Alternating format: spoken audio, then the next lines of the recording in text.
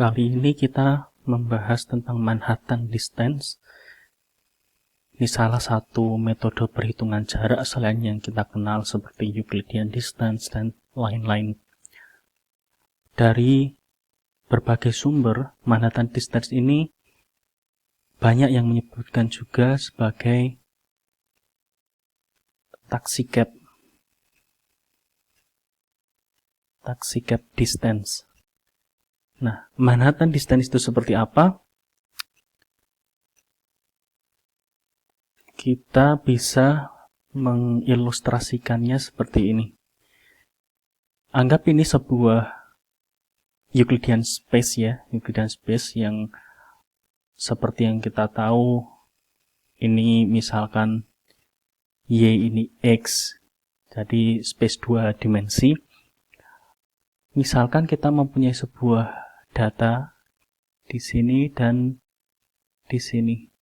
Nah, Manhattan Distance dari dua buah data ini, kalau kita mengukur Euclidean Distance itu kan garis lurus di sini ya, di antara dua buah titik ini, itu sebagai Euclidean Distance.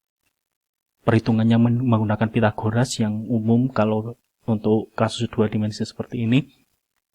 Kalau Manhattan Distance itu dia perhitungan jaraknya adalah jarak dengan kasus ini, jarak dari sebut saja ini A, ini B.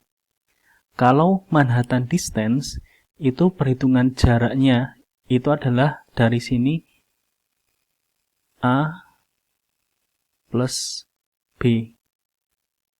Jadi jarak horizontalnya dan jarak vertikalnya. Sedangkan kalau kita bicara Euclidean Distance itu dengan gambar ini seperti Pythagoras ya. Jadi akar A kuadrat plus B kuadrat. Ini kalau kita bicara Euclidean Distance. Kalau Manhattan itu A plus B. Jadi dia jarak vertikal dan horizontal. Secara sederhana gambarnya seperti itu. Nah, karena di sini A plus B dan A plus B itu adalah jumlah total jarak secara vertikal dan horizontal di dua dimensi seperti ini, maka kalau kita mengubah perhitungan jaraknya, misalkan ini cuma sampai sini, kemudian naik sampai sini, kemudian lanjut sini, kemudian naik sini, itu jumlahnya sama juga, karena jumlah total dari vertikal dan jumlah total dari jarak horizontal itu sama. Jadi entah kita mau lurus ke kanan, kemudian sampai pojok sini baru ke atas, atau kita ke kanan sampai titik di sini, kemudian naik, kemudian ke kanan lagi, baru naik lagi, itu jumlah totalnya sama. Jadi ada banyak jalur yang bisa ditempuh dengan jarak Manhattan Distance yang sama. Formulasi matematisnya dari Manhattan Distance seperti ini. Jadi, perhitungan antar selisih nilainya kemudian dibuat nilai absolut. Kalau kita ingat Euclidean Distance, maka ini adalah dikuadratkan, kemudian diakar setelah dijumlah semuanya. Jadi di sini hanya dilihat selisihnya, kemudian dijumlahkan. Kita ambil contoh untuk kasus yang ada di tabel. Misalkan kita ingin mengetahui Manhattan Distance dari A dan C. Bagaimana perhitungannya? Simple sekali. Tinggal 150 dikurangi 130, jadi 150 dikurangi 130, kemudian dibuat ini 30, dibuat nilai absolutnya, ditambah 60 minus 60, jelas ya 0 ya, tapi kita tulis untuk biar lebih jelas, dibuat nilai absolutnya, kemudian ditambah 30 minus 40, buat nilai absolut. Ini minus ini. Nah, karena dibuat nilai absolut jelas berarti entah C minus A atau A minus C juga sama aja ya. Jadi bisa dilihat di sini berarti 20 ditambah 0 tambah sini 10. Berarti jarak Manhattannya di sini adalah 30. Kalau kita menggunakan Euclidean distance tentu berbeda. Jadi ini dikuadratkan, kemudian diakar hasilnya. Tentu berbeda. Jadi secara perhitungan terlihat lebih simpel memang untuk Manhattan distance. Meskipun secara perhitungan terlihat simpel dan sederhana, kalau kita merunut sejarahnya, Manhattan distance ini bukan sesuatu konsep yang simpel juga. Karena pertama dicetuskan oleh Hermann Minkowski di sini. Ini salah satu dosennya Einstein ya, waktu Einstein kuliah dulu. Minkowski ini terkenal dengan yang namanya Minkowski space ya, yang secara geometri memvisualkan itu antara space dan time gitu ya. Jadi 4 dimensi antara ruang dan waktu. Itu salah satu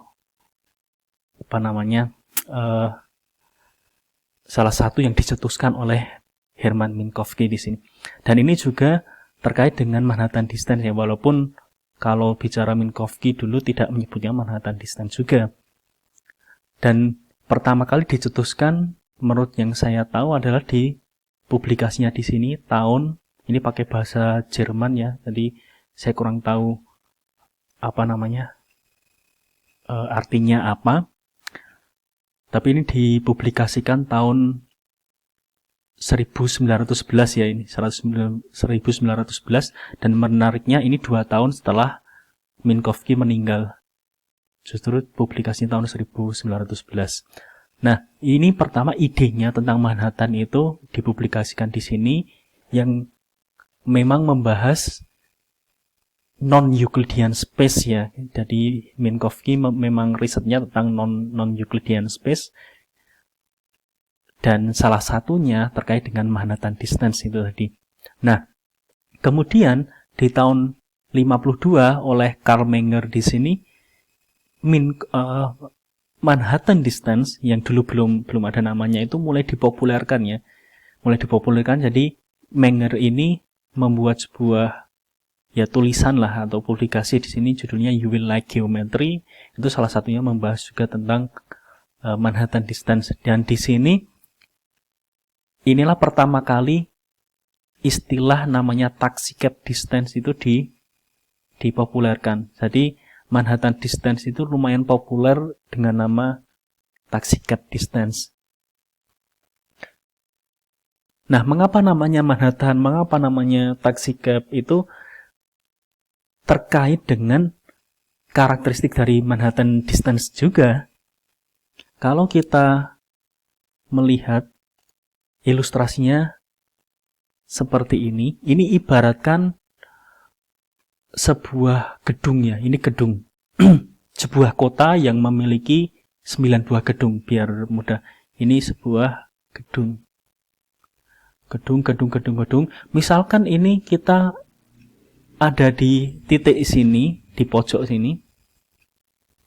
Kita di pojokan, kita ingin menuju di pojok atas, kanan atas.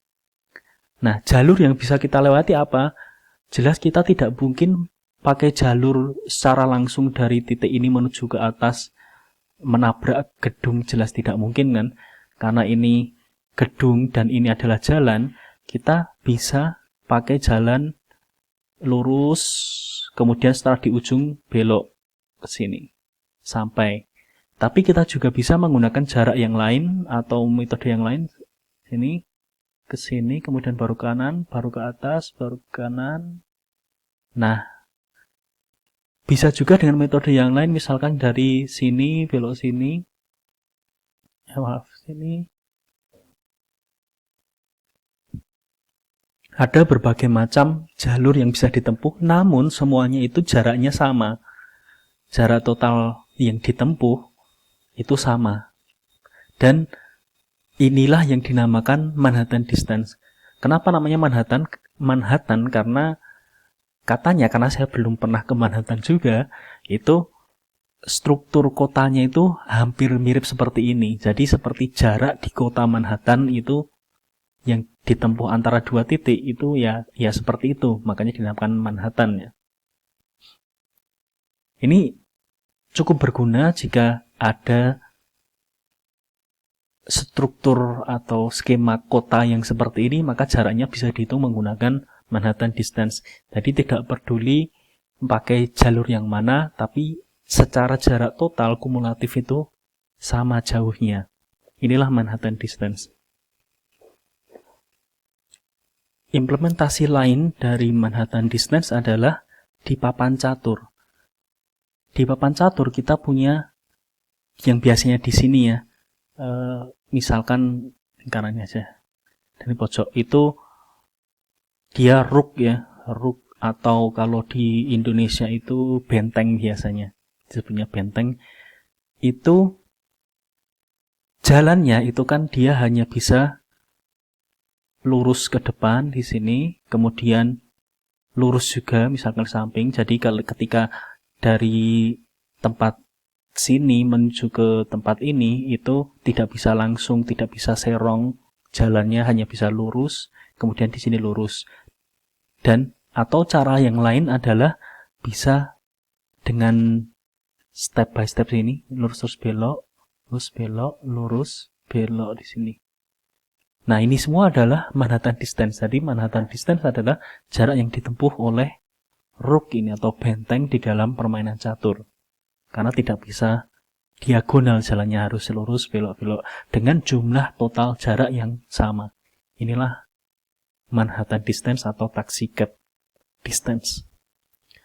Oke, sampai jumpa di video selanjutnya.